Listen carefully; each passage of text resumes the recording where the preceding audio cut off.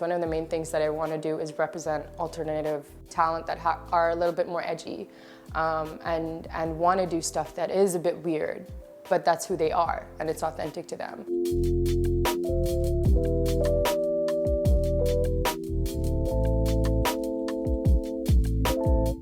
Hi, I'm Jessica Cox. I have a PR agency called Third Culture Collective. I have a talent agency called Imaginary Friends.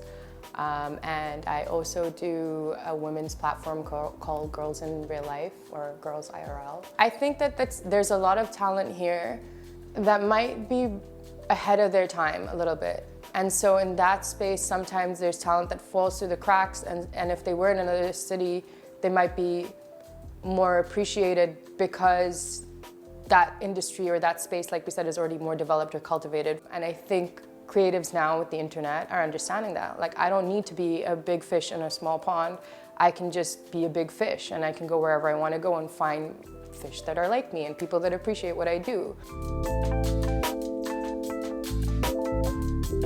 I think people underestimate the fact that, you know, we had to build an entire creative scene from scratch. There was no blueprint for us. And also building it in a time where you're competing with creatives from around the world, because we do have the internet. But pre the internet era, if you were big in your city, you were big in your city because people didn't have the option to look elsewhere for creative entertainment or output. I think we're placed in that in-between place because we're still playing catch up with other countries in the sense of a timeline, right? Because they have years of experience and infrastructure, specifically for creativity, I'm saying. I think we're competing with countries or cities that have had so much more time to develop their identities in that space.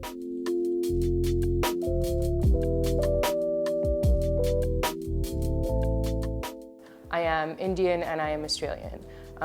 You know, my ethnicity is mixed and that's fine. I don't have to choose sides. We have a bit of an obsession with kind of measuring and evaluating ourselves so much. And sometimes it just makes more sense to embrace your existence, however that is. Like having that experience of understanding the identity, or like how complex identity is over here, helps me understand a wider variety of people, and then helps me try to be able to speak to them in a way that they feel seen or heard.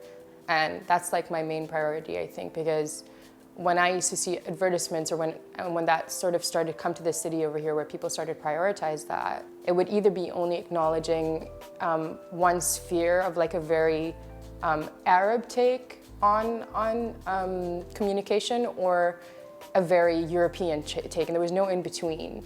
And a lot of us sit in between, including my Arab friends. You know, a lot of my Emirati friends don't only relate to that identity, and I think now we're seeing more of that, where even people who are Emirati and Arab are not being stereotyped as much, or are not being put into certain boxes when it comes to creativity, when it comes to jobs and where they're being placed in society. Everybody is like much more fluid now and being able to express themselves, which is great.